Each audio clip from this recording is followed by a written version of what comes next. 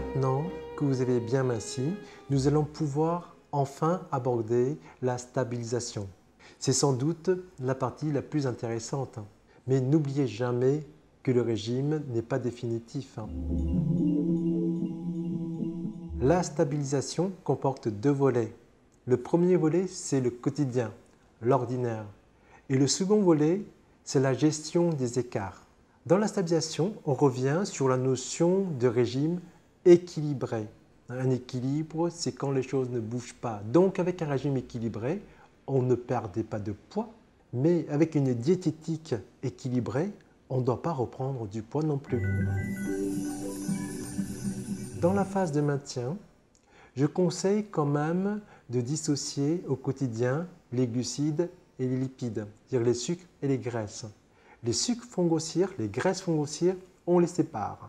Dans une classe, lorsque j'ai deux élèves turbulents, je les sépare. Ici, on les a exclus de la classe et lorsqu'on les met ensemble, on les tient éloignés l'un de l'autre. Comme ça, on ne risque pas de reprendre du poids. Le second volet, c'est la gestion des écarts. Si je dois me stabiliser à vie en ne mangeant que 3 petits pois puis un haricot vert, c'est trop triste et je ne pourrai jamais stabiliser. La première notion que l'on réintroduit, c'est la notion de plaisir. Et sans écart, il n'y a pas de plaisir possible. Aucun équilibre dans notre vie ne peut être obtenu et maintenu durablement sans le plaisir. Dans un travail, s'il n'y a pas de plaisir, on arrête. Dans un couple, s'il n'y a pas de plaisir, on se pose des questions. Il faut distinguer deux sortes d'écarts. D'un côté, les petits écarts qu'on n'a pas à rattraper, et de l'autre côté, les gros écarts qu'il faut rattraper. La prise de poids est la conséquence de mauvaises habitudes et non pas d'un écart ponctuel. Qu'est-ce qu'un petit écart? Un petit écart, c'est par exemple quand je sors un soir pour aller au cinéma ou pour voir une pièce de théâtre ou écouter un concert, je ne dispose que d'une petite heure pour manger. Dans ce cas-là, je ne vais pas choisir un grand restaurant gastronomique, mais un restaurant ordinaire. Dans un restaurant, qu'est-ce que je ne peux pas éviter? Le gras, parce que ce n'est pas moi qui cuisine. Mais qu'est-ce que je peux facilement éviter? Les sucres, le pain, les pâtes et les desserts.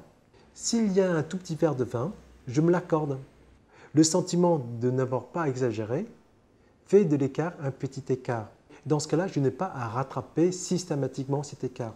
Par contre, une fois par semaine ou une fois tous les 15 jours, je vais dans un grand restaurant que j'aime beaucoup et dans ce cas, je mange ce que je veux. Je prends une entrée, ça peut être du foie gras, je vais prendre un plat en sauce, je vais prendre donc des féculents, le dessert, le fromage, je bois du vin, je mange du pain. J'ai le droit, bien sûr que j'ai le droit. J'ai fait un gros écart, simplement.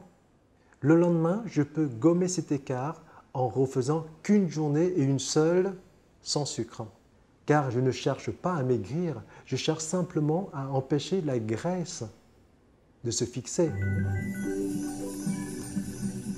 La graisse ne peut rentrer dans la cellule de graisse et s'y installer que s'il y a une petite clé qui ouvre la cellule. La petite clé, c'est l'insuline.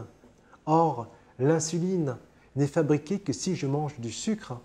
Donc, si le lendemain d'un gros écart, je ne mange pas de sucre, la sécrétion d'insuline sera très faible et dans ce cas-là, il n'y a pas de petite clé et la graisse ne sera pas fixée. Et malgré tout ça, le lendemain d'un gros écart, je risque quand même de prendre 1 kg. C'est très énervant. Je me dis qu'en un repas, je prends 1 kg alors que je mets une semaine pour perdre 1 kg. En un repas, je reprends ce kilo. Ce n'est pas juste, ce régime ne marche pas puisque je fais le yo-yo.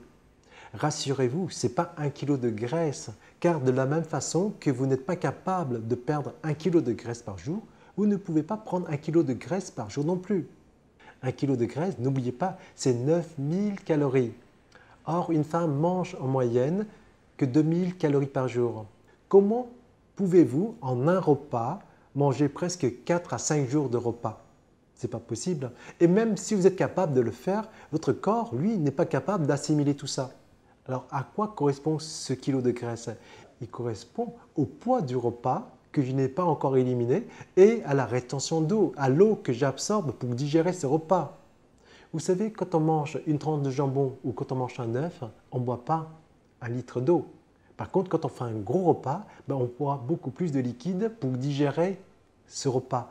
L'eau, c'est l'aliment fondamental de la digestion. Le poids du repas, c'est l'entrée, c'est 100 grammes, 150 grammes. Le plat, la viande, c'est 200 grammes, on est déjà à 350 grammes. Les légumes, les féculents, on va être à 200 grammes, on est déjà à 550 grammes. Le pain, le dessert, plus les liquides, c'est normal qu'on prend 1 kg le lendemain d'un tel écart. C'est pas dramatique, c'est pas de la graisse. Il suffit simplement de refaire une journée de régime protéiné sans sucre, ni rapide ni lent. Se nourrir est un acte essentiel de notre vie. C'est un des actes les plus essentiels de notre vie. Manger doit être un acte conscient et non pas un acte inconscient ou automatique. On ne mange jamais debout et froid dans la cuisine, car je n'arriverai jamais à satiété. Je ne mange pas en faisant plusieurs choses en même temps. Je ne me sers pas et puis je ne mets pas devant la télévision, ou je ne me sers pas à manger, puis je vais sur l'ordinateur et je reviens ensuite manger, car dans ce cas-là, je ne sais pas où est-ce que j'en suis, je ne sais pas ce que je mangeais. Je mangeais de manière automatique et inconsciente.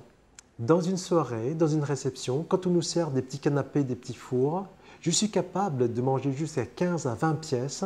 Quand je sors de la réception, je me pose toujours la question, est-ce que je vais souper ou pas? Car je n'ai pas l'impression que j'ai mangé. Le repas est un temps privilégié de notre vie.